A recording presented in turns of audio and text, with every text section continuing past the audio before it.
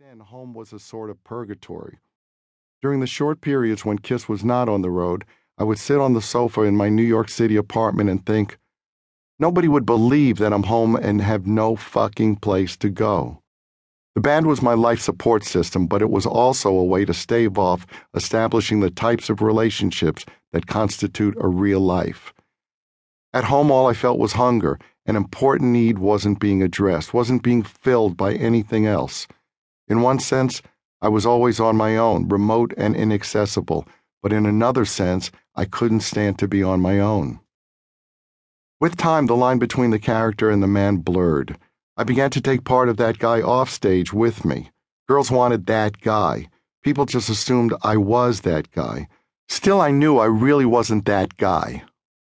I could suspend reality on stage, but I couldn't sustain it. Getting through the whole day as the Starchild was difficult because I didn't believe it. I knew the truth. I knew who I really was. I was also very defensive. When people around me poked fun at each other, I could dish it out, but I couldn't take it. I knew it must be much nicer to be able to laugh at yourself, to laugh about your own quirks and shortcomings, but I still couldn't get myself to that place. I couldn't let go. It was an instinctive reaction to having been constantly scrutinized and ridiculed as a child. I was still too insecure, too self-conscious. Though I didn't fully understand it myself, and nobody around me did either since I never revealed anything about my ear, I was still fueled by the bitterness of my past. I imbued my jokes with undertones of maliciousness at other people's expense. Hit me once, and I'll hit you twice. It's easy to live your life with your hand closed, but you get nothing with a fist that you can't get in multitudes with your hand open. Unfortunately, that message was lost on me for a long, long time, and throughout that time, I felt a sense of struggle within, a sense of dissatisfaction, inadequacy, and profound loneliness. After the white makeup is fixed with powder, I go back into the dressing room, sit down at the mirror again, and brush away any powder inside the shape of the star around my eye. Next, I trace the outline of the star with a black eyebrow pencil. Then I take black grease paint, which is a little waxier than the clown white, and use a brush to paint in the star.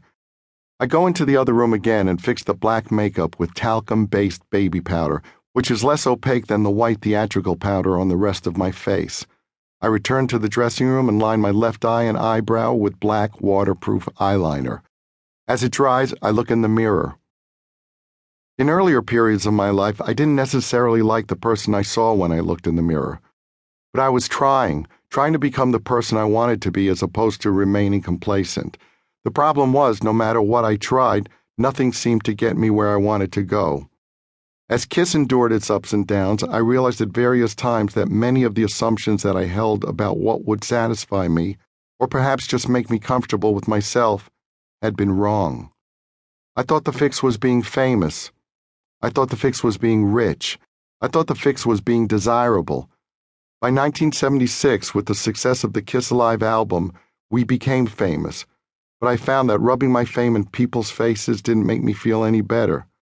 By the end of the 1970s, we had made millions of dollars, but I found that the money and the clothes and the cars and the collectible guitars I bought with it didn't make me happy either. And as far as being desirable, from the moment of the release of our first album, sex was available anytime and all the time. But I found I could be with somebody and still feel alone. I once heard someone say that you're never more alone than when you're sleeping with the wrong person. That's true.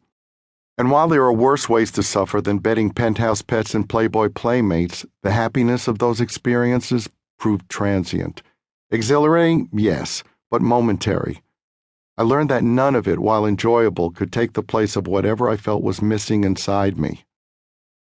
When Kiss eventually took off the makeup in 1983, I occupied the Starchild character even more, or rather the character occupied me. My own face became the face of the Starchild. I had banished to some extent the shy, defensive, unpopular kid inside, but I hadn't replaced or rebuilt him. I was something of a shell, an empty vessel.